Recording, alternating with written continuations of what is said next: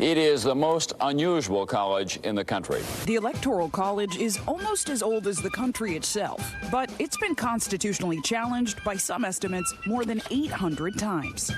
The Electoral College is a vestige. You need Electoral College, which, by the way, is much tougher than the popular vote. Put simply, the Electoral College is a system where Americans do not vote directly for a presidential candidate. Rather, each state gets a number of electors appointed by political parties. Electors ultimately choose their state's winning candidate. Quick history lesson. In 48 states and D.C., the candidate winning the state's popular vote gets all the state's electoral votes. The number of electors for each state matches the sum of its senators and representatives.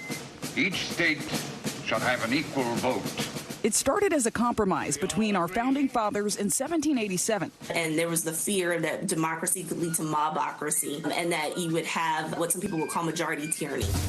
And then there was slavery. You saw slave states trying to not count slaves as people, but then trying to have it both ways by having them at least partially counted so that they could increase their population numbers. Ultimately, the founding fathers gave states the power to appoint electors who would select the president.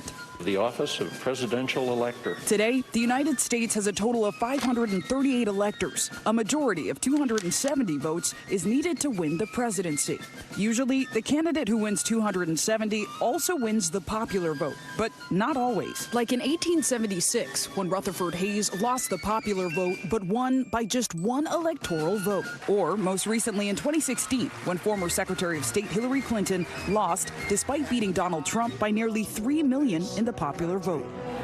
America's a country of 330 million people. We shouldn't be hanging on the votes of a few thousand or even a few hundred people. Jesse Wegman argues against the Electoral College. It's almost 5 million votes has been the average margin in the 21st century.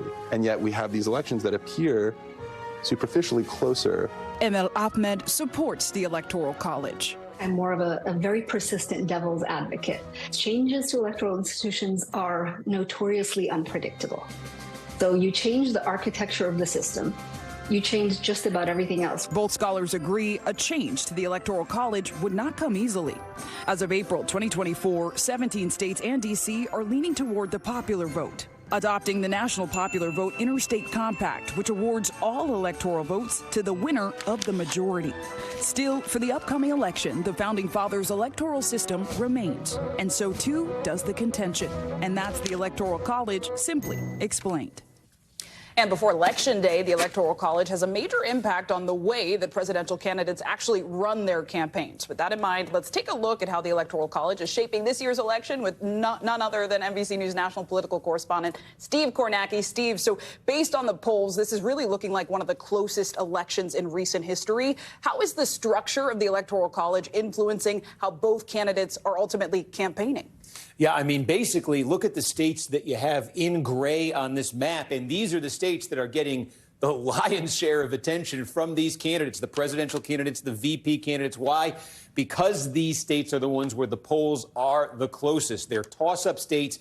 Each campaign thinks it has a very good chance of winning them, and so, therefore, this is where the action is. So many of these other states at this point, one campaign thinks it's, the Trump campaign would look at a lot of these red states, a North Dakota, a South Dakota, a Wyoming, Idaho. They think they've got those states safely in hand. The Democrats agree, so no one's really expending resources there. Democrats look at Illinois, New York State, New Jersey, California, places like that. They think they've got those safely in hand, and Republicans agree. So you really don't see a ton of money, at least in the presidential race, in those states. So it gets concentrated in these swing states, and you would say certainly just in terms of outsized influence, because of that, the voters in those states have a ton of influence. Now, the one thing to keep in mind is this sort of battleground territory, it does change over time, and it can change pretty dramatically and pretty quickly. 4 years ago at this time, if I was telling you what we thought the swing states were, the ones getting this attention, Ohio would have been among them. Florida